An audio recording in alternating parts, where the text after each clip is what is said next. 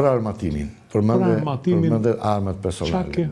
Nuk përbëjnë. Jo, në llogaritë 1.000 euro një automatik, po kjo është në tregun me shumicë të industrisë direkte shumë pak. Po, unë mendoj që një nga ato drejtimet e industrisë shqiptare të armatimit do t'jetë dhe prodhimi. Rikthimi i kallashit. Jo, i armës personale, armës sulmit automatikut. Automatiku dhe pistoletës? Pistoletas në ushtri, në luftën e sotme, pistoleta është vetëm për të vrarë veten. Në fakt, kam dëgjuar një statistikë në Ukrainë që vetëm 10% e ushtarëve shkojnë në ndeshje armë të lehta, sepse o bedë në distancë nga artilleria o nga dronët. Artilleria, dronët, po. Do me thëmë, po këthejmë përfuesën të pa... Më tepër kanë këto shotgunët për të goditur dronët. Për shotgunët, qiftet, mesaqme. Qiftet. Mesaqme. Ta shi ka dalë dhe një diçka e tillë që të mos ngarkohet ushtari me 2 palë, dhe me automatikun dhe me qiften, ta shi kanë nxjerrë plumat plastik të automatikut, i mbajnë veç në karikatore veç, edhe gjujnë dronin sepse në grup të luftimit, se ushtari veproni vetëm, në një grup luftimi dhe dronet nuk vinë nga lartë, vinë nga anash poshtë, edhe duke gjujt ka pas rase që kanë vrarë njëri tjetër, duke gjujt dronin me automatik. E ta shi ka dalë kjo që plumat plastik në plumat vërtet, se a i dronin si rosa, po një po hangri, një saqme po hangri. Por është kthyer në problemin më të madh doktrinor sot përpara strategëve ushtarak. Neve do arrim të Irani, po me ca kaqatora Irani bllokoi superfuqinë e botës. Nuk po flas për dronët e mëdhenj, po flas për FPV, dronët e mëdhenj.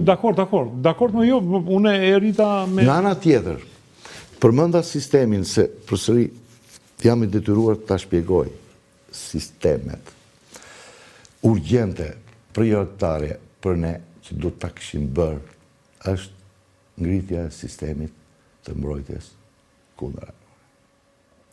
Dhe sistemi i mbrojtjes kundërore du t'jetë se s'bën integruar, ndryshe po të blesh një raket këtu, një antidron atje, nuk do t'jetë absolutisht efektiv.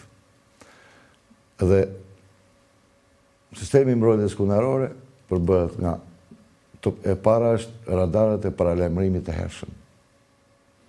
Ne e kemi nisur, e kemi radar të fuqishëm nga Lockheed, por nuk mjafton një mund goditet shumë kollaj. Du ta nisim se s'bën me sistemin me rrezet të mesme. Shqipëria është e vogël, dhe nga ana konceptuale nuk i duhet raketat Patriot. As ato së 400 të fashme. Ne duhet sistem i distancave të mesme. Por sot, me teknologjinë dhe armatimet e reja, distancat e mesme shkojnë deri në 100 km, mbi 100 km. 100-120 km.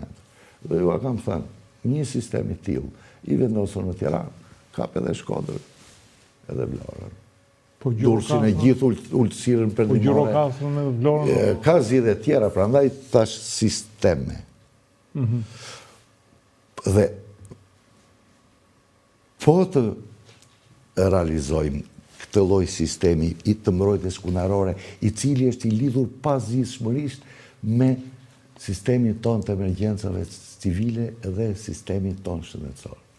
Keni parasysh, mbrojtja kundërore në radhë parë është për të mbrojtur popullsinë, infrastrukturën dhe objektet. Dhe luftrat e sotme kanë treguar që përveç goditjes së parë që të bën kundërshtari, për të tazësuar radarët, qendrat e komandim kontrollit, pjesën tjetër e ka mbi popullsinë civile. Për shkaktuar demoralizimin e saj. Për shkaktuar demoralizimin e saj. Dhe pikërisht ky sistem që po ju them du të ketë se s'bën brenda edhe mbrojtjen civile, edhe sistemi shëndetësor. Urgjencën, le të themi, jo sistemin, pra urgjencën. Kështu krijohet i plot. Dhe unë